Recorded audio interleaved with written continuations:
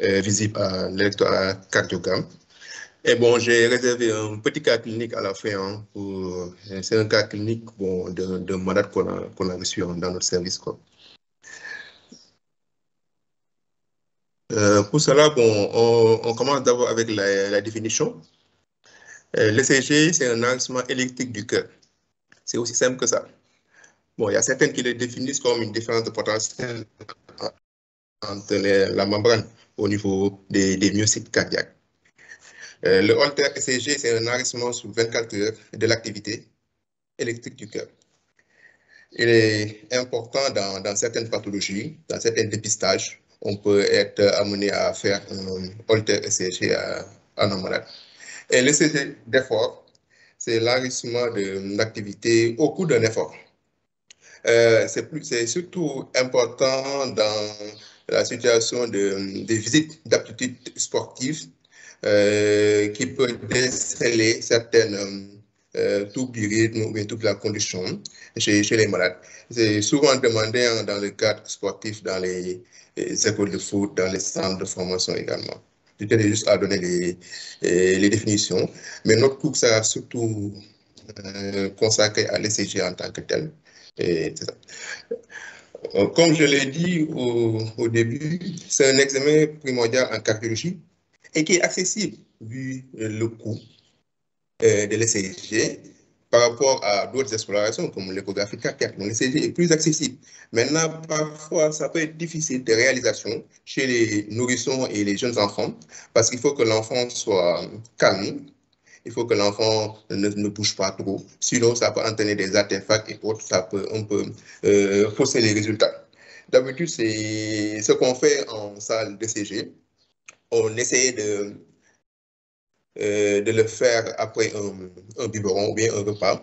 Également, essayer de rassurer, si c'est un enfant, d'essayer de le rassurer plus. Des fois, on est même amené à le faire, à faire l'ECG, l'enfant dans les bras de sa maman. Tout ça pour que ça soit plus clair. Nous notons des variations physiologiques chez l'enfant. La cardiologie pédiatrique, c'est d'abord la physiologie. Il y a également l'anatomie et l'embryologie. Et ces variations physiologiques sont visibles sur l'ECG. Et cet ECG va nous permettre de poser le diagnostic de certains troubles du rythme chez l'enfant, toute la condition également chez l'enfant. On peut avoir besoin d'un électrocardiogramme dans le cadre d'un bilan pour les cardiopathies, parce que l'ECG peut déjà orienter sur certains cardiopathies, mais également ça peut nous permettre de voir s'il y a un retentissement des troubles du rythme associés à la cardiopathie, parce qu'il y a certaines cardiopathies qui s'associent à des troubles du rythme tels qu'un double discordance et autres, ça peut entraîner des troubles du rythme. Dans le cas d'un syncope, surtout aux urgences pédiatriques, les malades qui viennent pour syncope, douleur thoracique, palpitations ou bien les intoxications médicamenteuses. L'ECG est également une indication dans ces contextes. Et la dernière chose, c'est surtout la visite d'absence de contre-indication à la pratique sportive. Là, ce qui est le gold standard, c'est surtout l'ECG d'effort. Mais bon, je pense que là, c'est un peu compliqué dans notre contexte de faire des ECG d'effort. Et même dans les pays développés, si l'enfant est très petit, c'est un peu compliqué de faire des épreuves d'effort parce qu'il faut une demande de faire. Donc, dans ce texte-là, c'est difficile, mais pour les plus grands enfants, on peut faire également les épreuves d'effort chez eux. Sur le plan anatomique et physiologique, on sait que bon, l'activité cardiaque commence par l'activation du nœud sinusal de Keteflach. Cette activation n'est pas visible sur l'électrocardiogramme. Il va s'en suivre une dépolarisation des oreilles de la droite vers la gauche et de haut vers le bas. Ensuite, l'influx va traverser le nœud d'Ashokutawara. Ce nœud va nous permettre de ralentir le rythme. Donc, c'est comme un pacemaker qui est là. Il va ralentir le rythme et on verra ça également sur le tracé. Et quel segment correspond à la traversée du nœud d'Ashokutawara par l'influx. Et enfin, l'influx va venir au niveau du réseau de East-Purkinje qui va permettre une dépolarisation ventriculaire qui est simultanée des deux ventricules. Cela va nous permettre d'avoir une activation des oreillettes, notée ici par l'onde P. Ensuite, la conduction de l'influx dont on a parlé tout à l'heure, de l'oreillette vers les ventricules, ça c'est le segment qui est là, le segment PR. L'intervalle PR, surtout l'intervalle PR, ce n'est pas le segment. Il faut d'abord savoir qu'il y a une différence entre segment et intervalle. Intervalle et espace, c'est la même chose. Quand on parle d'intervalle ou bien d'espace, c'est-à-dire que ça contient une onde.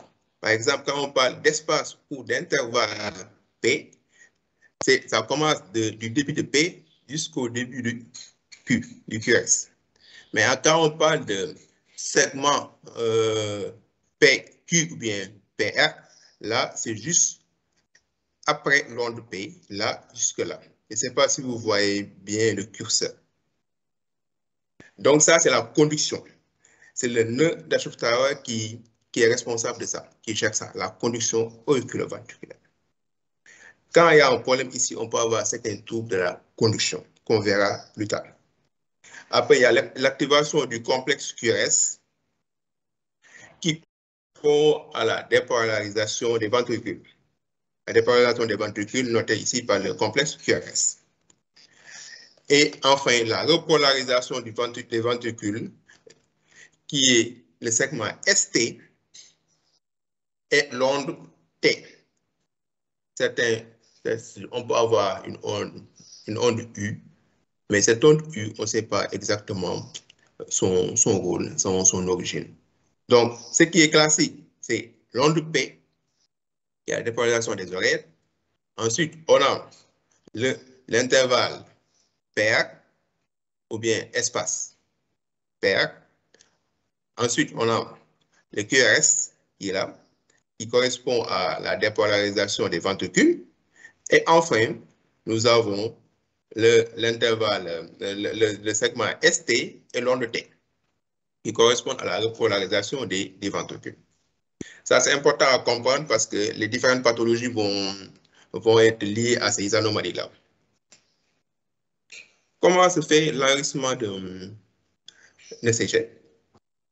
Comme je vous l'ai dit tantôt, mettre le malade dans les conditions, surtout les enfants. Il faut que l'enfant soit calme après un repas, ou bien avoir quelque chose qui peut le faire calmer, le mettre dans les bras de sa maman, ou bien mettre un peu une musique douce, des trucs comme ça, c'est que les enfants aiment. Mais l'enfant doit être calme. On a ici un appareil de CG qui est là. Et les électrodes. On peut utiliser les électrodes qu'on utilise pour scoper les malades. On peut les utiliser chez les enfants. Parce que des fois, le thorax est étroit et petit et on ne peut pas mettre de gros électrodes. On peut mettre des petits électrodes qui ont la même valeur. Et il faut avoir un réglage au niveau de l'ECG. La vitesse, c'est 25 mm par seconde. L'amplitude, c'est 1 mm correspond à 0,1 millivolt. Cela va nous permettre d'avoir en abscisse un petit carreau égal 40 millisecondes et en ordonnée, un petit carreau égal 1 mm. C'est ça, c'est à partir de ça qu'on pourra calculer les amplitudes, les durées, les intervalles des différents complexes qu'on aura sur le CG. Si ce réglage n'est pas bien fait, ça peut fausser nos mesures. Donc, il faudra toujours voir si le réglage est la vitesse est à 25 et l'amplitude est à 0,1 millivolt.